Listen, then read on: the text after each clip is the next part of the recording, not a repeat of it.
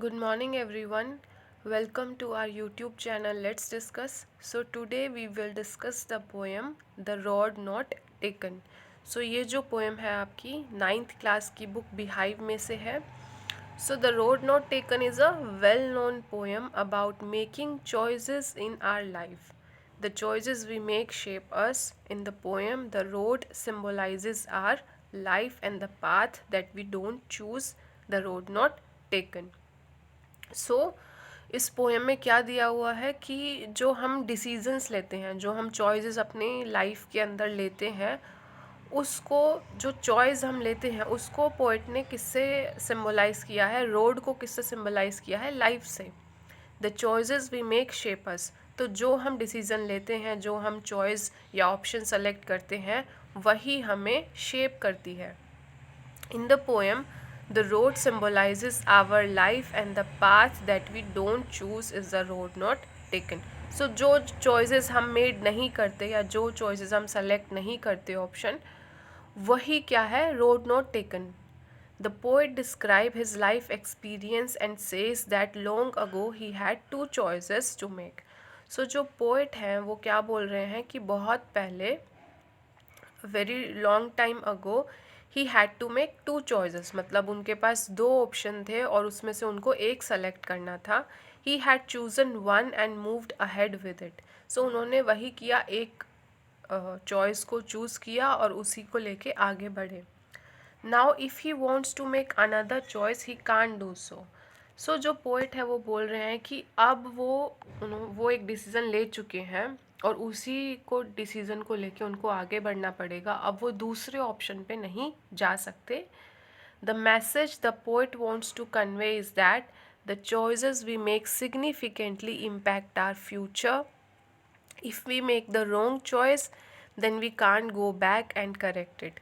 We will have no option other than regretting it. So we should be wise while making decision and choices in our life. So जो poet है, he wanted to teach us that through this poem that while taking decision we have to be very wise. मतलब हमें जब भी कोई decision लें तो हमें बहुत ही वाइज मतलब वाइसली डिसीज़न लेना चाहिए, एकदम सोच समझ के डिसीज़न लेना चाहिए ताकि हमें बाद में जाके रिग्रेट ना हो. सो जो सही है वही ऑप्शन चूज़ करना चाहिए. So next we will discuss the MCQ of this chapter. So the first question is what is the dilemma of the poet. So जो पोएट था उसका डिलेमा क्या था, whether he will be able to come back to the second road or not, whether he will get time for himself, whether he will be successful, whether he will be able to walk. So correct answer is the first one, whether he will be able to come back to the second road or not. So poet का क्या dilemma था कि क्या वो वापस दूसरी road पे जा पाएंगे या नहीं. नेक्स्ट है what does the poet decision of taking less travel road signify. So जब पोएट बोलते हैं कि जो रोड लेस ट्रेवल्ड की गई है, मतलब उस रोड पे कम लोग गए हैं. दो रोड है, एक है जिस पे ज़्यादातर लोग जाते हैं और दूसरी रोड है उस पर बहुत कम लोग जाते हैं.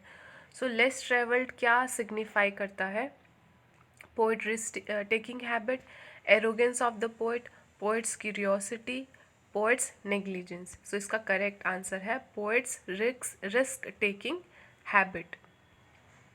ए is the right answer. Next is question number third. What does the choice of road signify?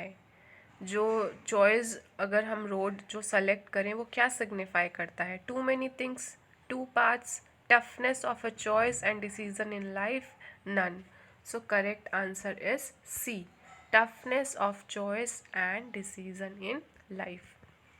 Next fourth question is where does the poet find himself? Poet खुद को कहाँ पाते हैं, on the road, on a bus, on a muddy road, on a fork. So on the road. Correct answer is A D, sorry, on a fork. So here the correct answer is A, not D. Okay. So moving to the fifth question, what does poet's long stare at the path signify. So जब जो poet हैं वो जो road है, जो path है उसको बहुत देर तक स्टेयर करते हैं, घूरते हैं, वो क्या सिग्निफाई करता है?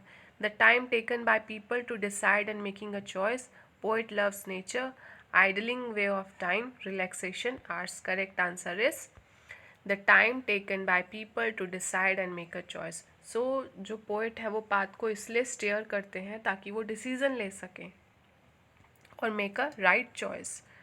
Sixth question is what do yellow woods represent? So जो येलो वुड्स हैं वो क्या रिप्रेजेंट करते हैं? So correct answer is older people. Seventh question, why was the poet able to travel one road only? So जो poet थे वो एक ही रोड क्यों ट्रैवल कर सकते थे? Because he had to walk alone, because he had no vehicle, because he was one person, या all? So correct answer is C, because he was one person. So एक person है तो एक ही road पे तो ट्रैवल कर पाएंगे, दोनों पे तो नहीं जा पाएंगे।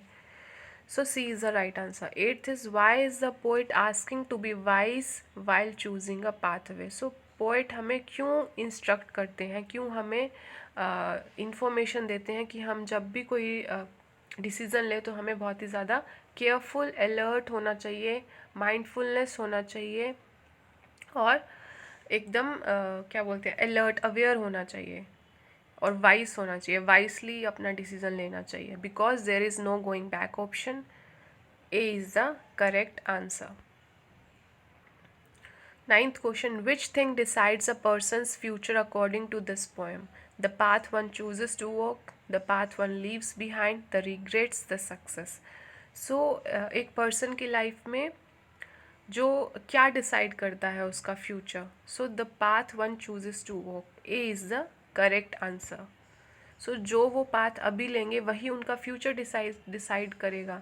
जो डिसीज़न आप अब लोगे या जो हार्डवर्क आप अभी करोगे, सो वही हमारा फ्यूचर डिसाइड करेगा, right? So things which we are doing in the present moment, that will, the future will be based on this very moment only. ठीक है, अगर अभी सिचुएशन ठीक है, अगर अभी आप मेहनत कर रहे हो तो आगे भी आपका फ्यूचर सिक्योर ही रहेगा। Next is what does the poem speak about? जो पोएम है वो किसके बारे में बात करती है? About the plight of roads, about the people, about two roads, about the choices made by people. So wait a minute, D is the correct answer, about the choices made by the people, right? So this chapter is completed. Hope you like our video, and if you like the video, please subscribe our channel and do comment if you have any doubt. Okay, thank you.